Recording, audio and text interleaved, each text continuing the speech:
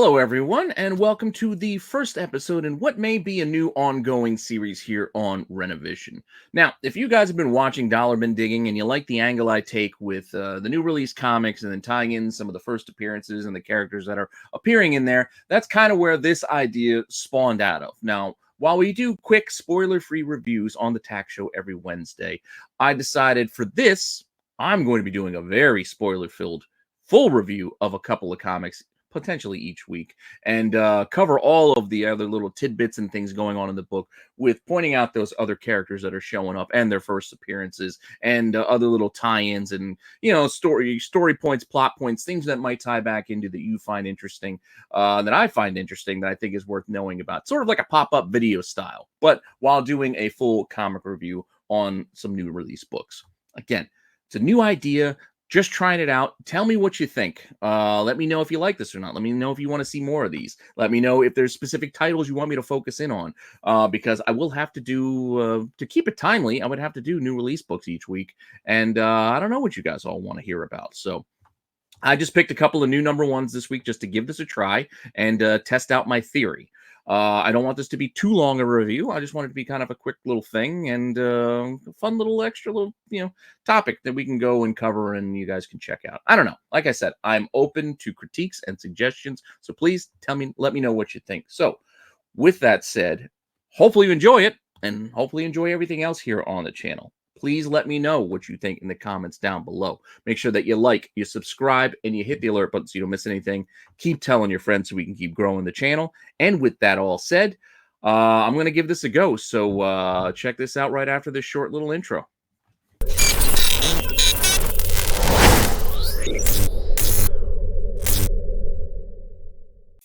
All right, so here we go with our first episode of Spoilers, where I am going to spoil some of these comics as I review them.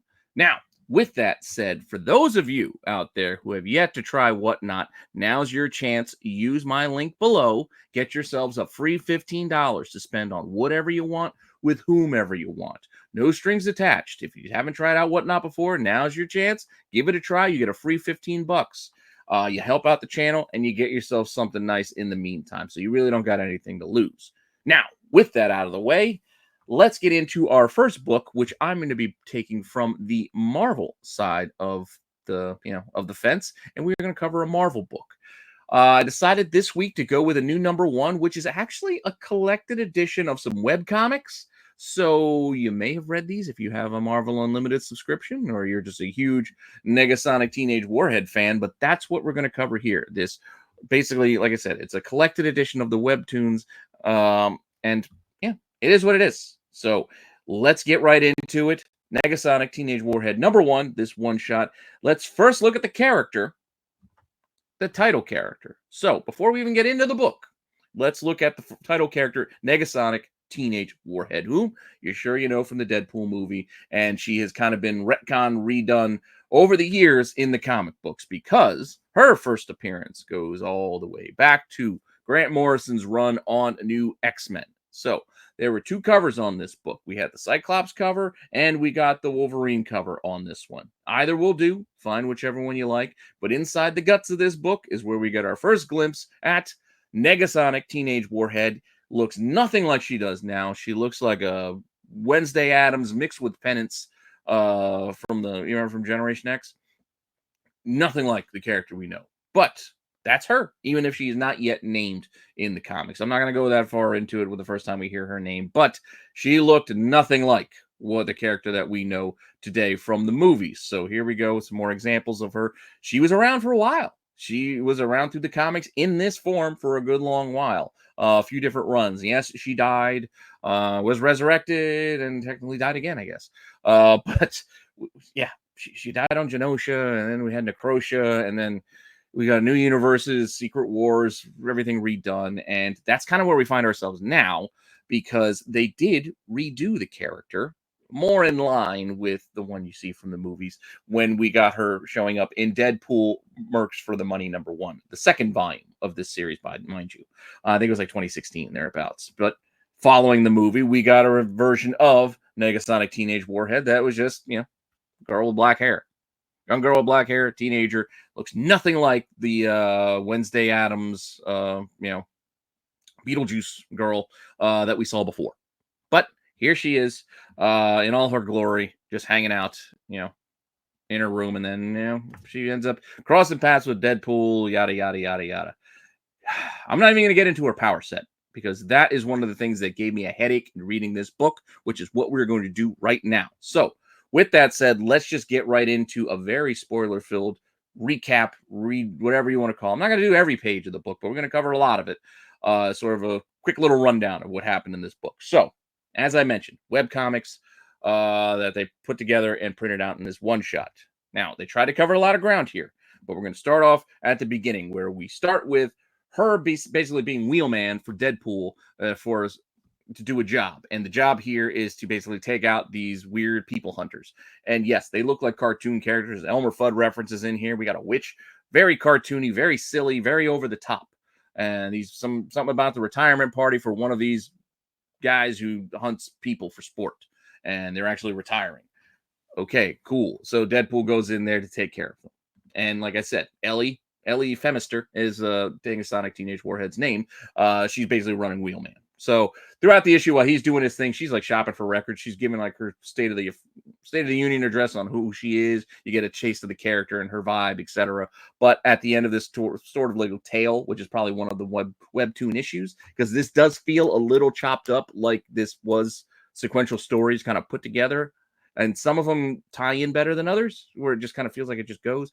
I don't know. But at the end of this, yeah, they go driving off together before doing another job, which is what we get to in the next bit. Again, I think it would have been better had they separated these with that kind of like chapter aspect or something, because in reading it, it felt a little, I don't know, a little disjointed. We're like, okay, now where are we? And all of a sudden, they're just hanging out in the woods, and they pick up another job, which was to go and hunt this pig, which she thought was going to be an easy job. Turns out this pig is like a mutant pig that some scientist had released because his girlfriend was a big fan of pigs and he wanted to propose to her by using this huge mutant pig, and he thought it would be cute. And then the mutant pig ate her and ate him. And now they're chasing down this huge mutant pig. And we get to find out that we see one of Negasonic Teenage Warhead's newer powers. Again, I've not been following the character. I mostly know of her from that old Grant Morrison run into what they did in the movie. Since then, kind of a blank spot for me. I don't know what they did with her the comics throughout this run. So a lot of this stuff and that they're explaining in this book to me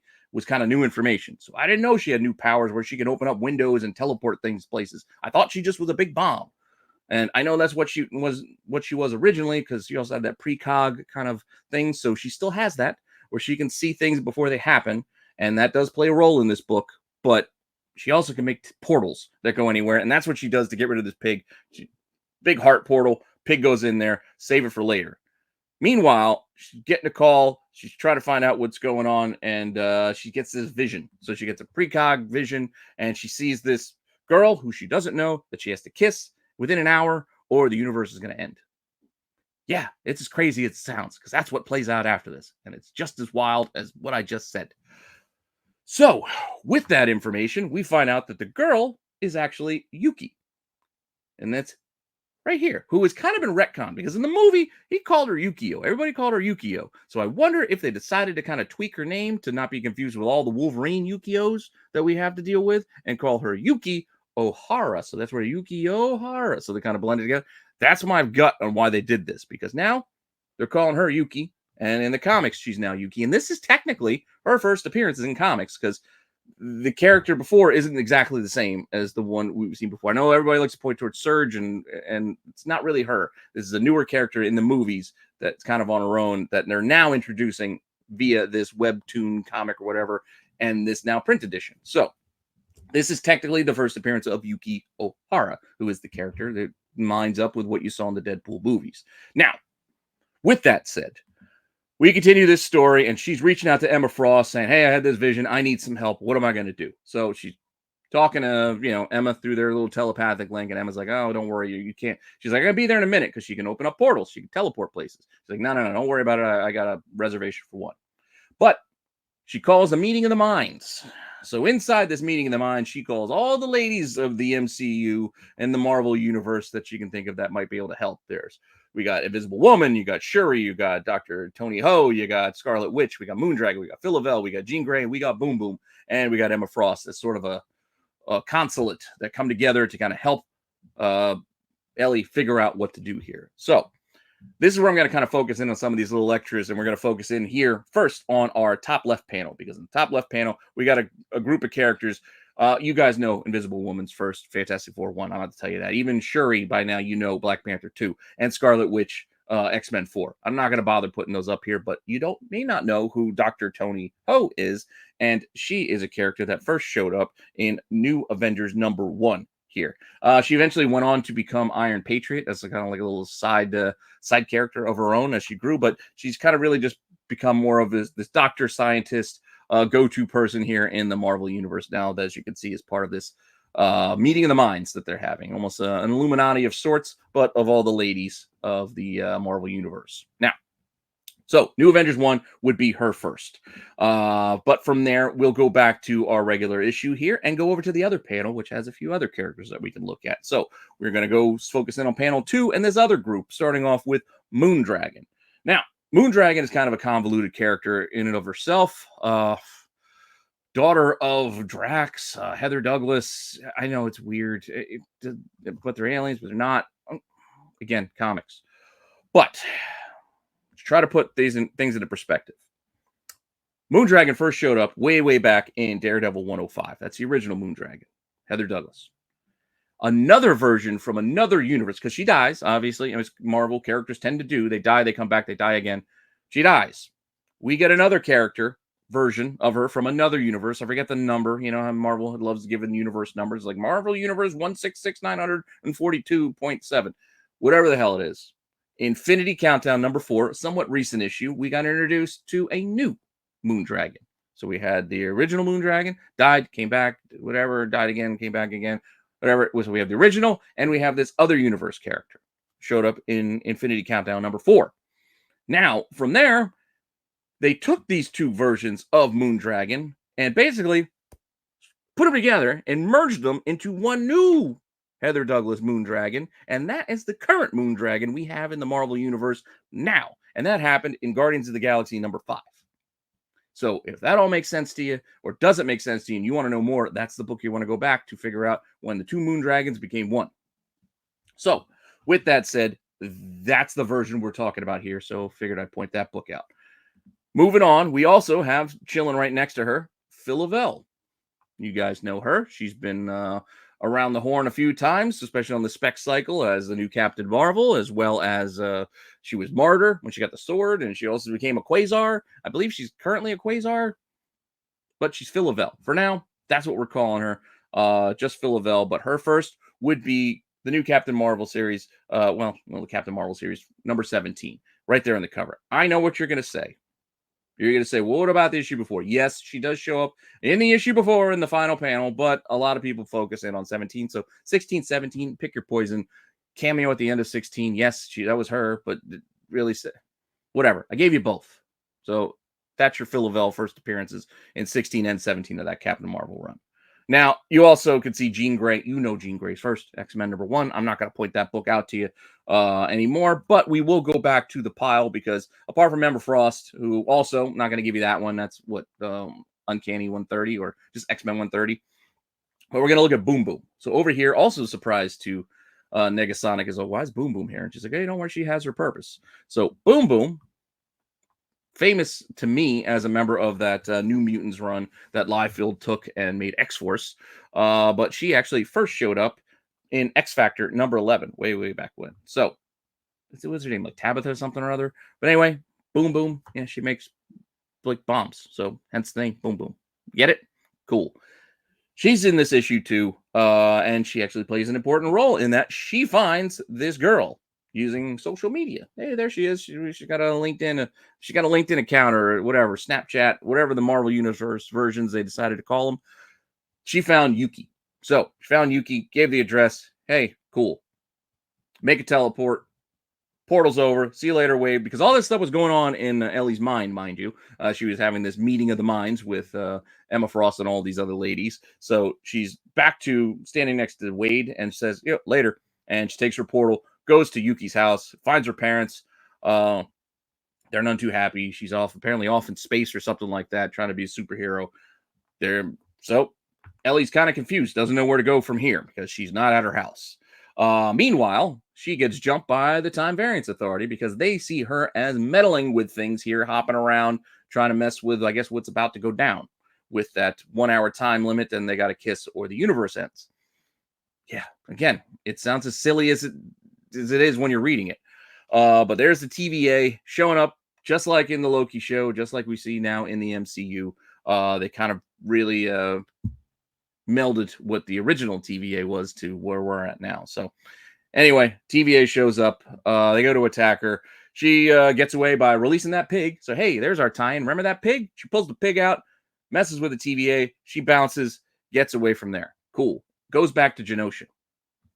Here, we can get that recap of, remember that first time I was here on Genosha, and this is where I first died, and when I look completely different than I did now? We get a little bit of that retconning, well, that kind of backstory kind of explained here in short form throughout this issue. She kind of runs it down like, hey, I was here before I died, yada, yada.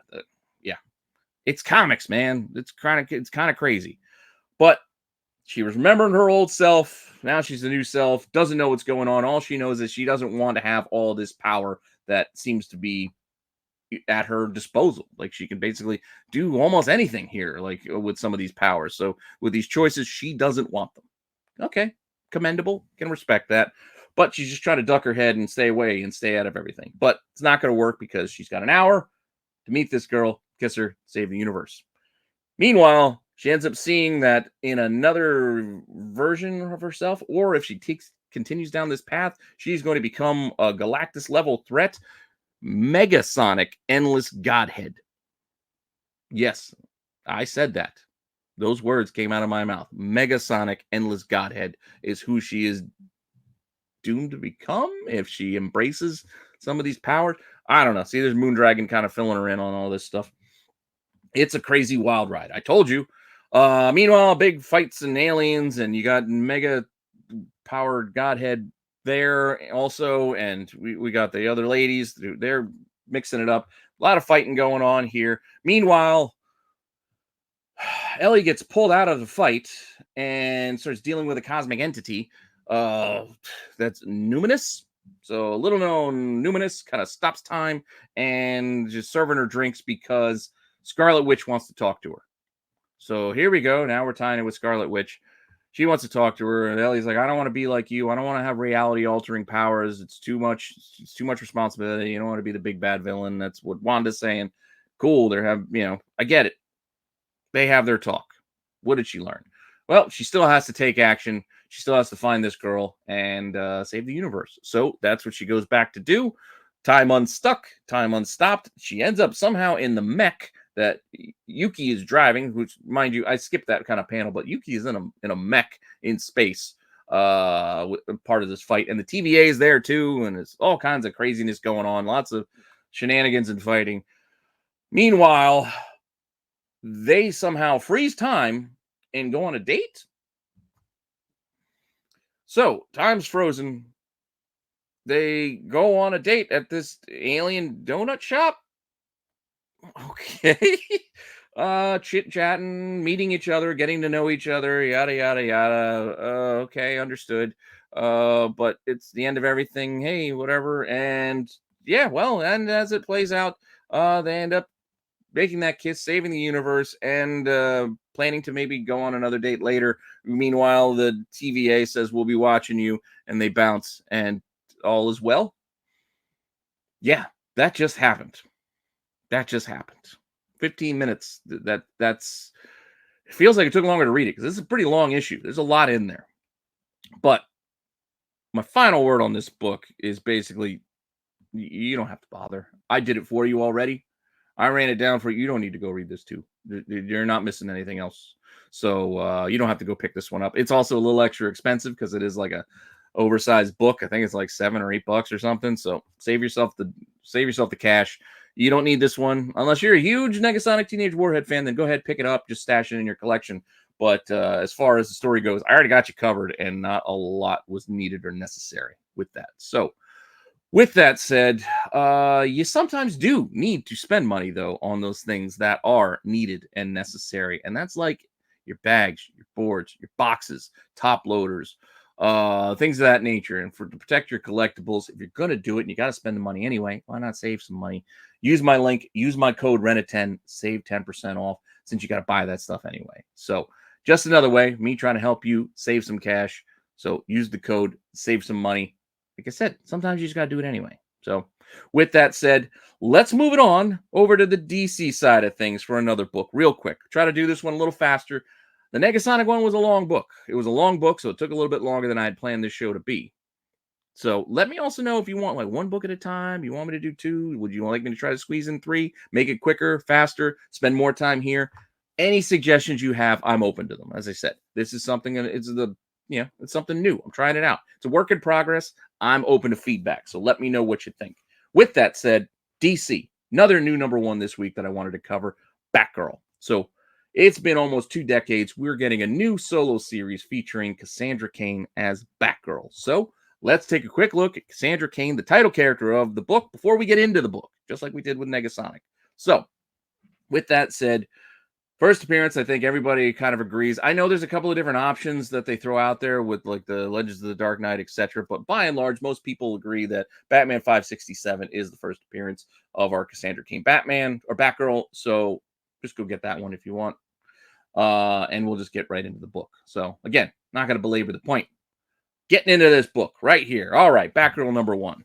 This one's a little easier. This one's a little easier to get through. Like I said, it's not as long or as convoluted as the last one. A little more straightforward. But we open up mother and daughter having a conversation. As you know or don't know, Batgirl Cassandra Cain is the daughter of Lady Shiva, who is right there in the conversation. And in our next panel, boom, there she is. So, who is she? Well, she is like an assassin type character that's been throughout like the Batman side of the universe for a while. I think she's also had some run-ins on the Green Arrow side of things. Some crossover appeal there with the Assassins and League of Assassins and the the Ra's al Ghul groups and etc. Things like that. But Lady Shiva showed up first way back in Richard Dragon Kung Fu Fighter number 5.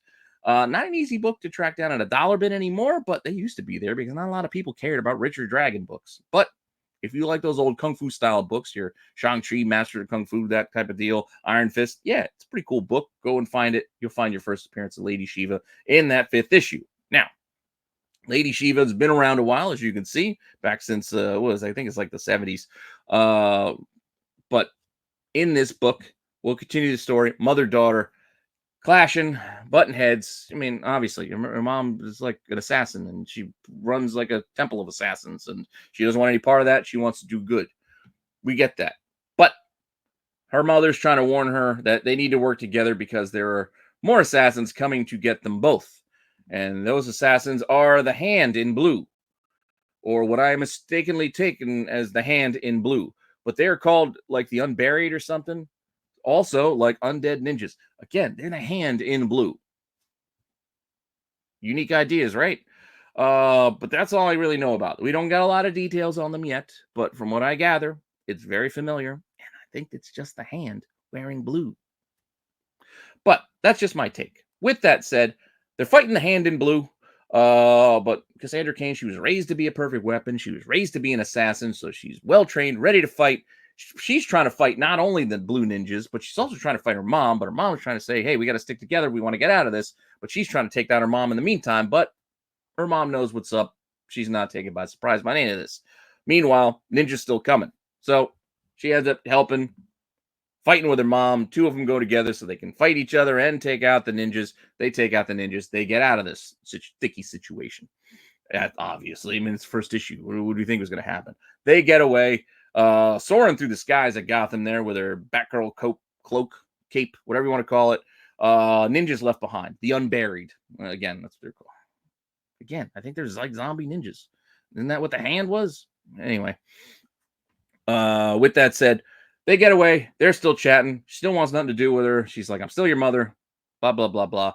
Meanwhile, boom. Drops her mom off near her temple. Temple blows up. Got to go check out what's going down inside the temple. She meets the dude. He's kind of filling her in. Everything's on fire. They're under attack. Boom. Blue ninjas still coming. Blue ninjas not done yet. The unburied still on their way. She saves her daughter there, catching that arrow, smiling, telling her to pay attention. They go at it. They're ready to fight yet again. And meanwhile, you could tell, especially they kind of telegraph it a bit here. You can even see with the art that her mom's kind of playing her to get her to play along. So she knows which buttons to push. She's getting her daughter to kind of still fight with her despite her reservations and her saying, no, no, no, no, no, I want no part of this. I want no part of you. They're here back to back, ready to fight yet again. So that was issue 1 in a nutshell. A little bit quicker than the last one, right? A little more straightforward, a lot more action in that one, a little faster pace on the reading, and not too much weird, wibbly, wobbly, timey-wimey, mega godhead nonsense with pigs and teleports and powers I don't understand. So with this one, I will say I didn't love it, but I'm in at least for one more. I'm at least in to check out issue 2. So I will say that for this book, that while not a lot happened, a lot of things were kind of cliched. You knew where it was going to go. I still kind of enjoyed it. The art was very well done. The conversation was still was decently paced there, so it wasn't overly wordy. So I'm in. I'm in for another issue at least. I don't know if I'm going to be a long-term Batgirl reader, but I'm in to at least check out issue 2. So with that said, that's all I got for you for this first review show. I got 2 books. Hopefully that was enough.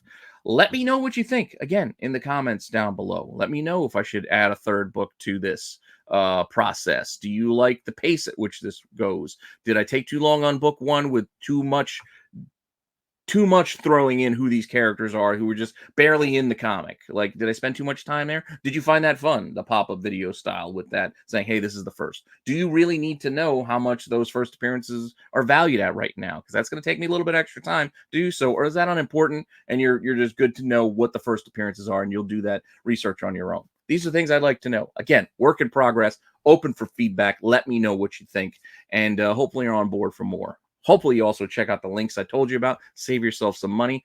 And with that all said, I'll see you all next time with some more content. All right.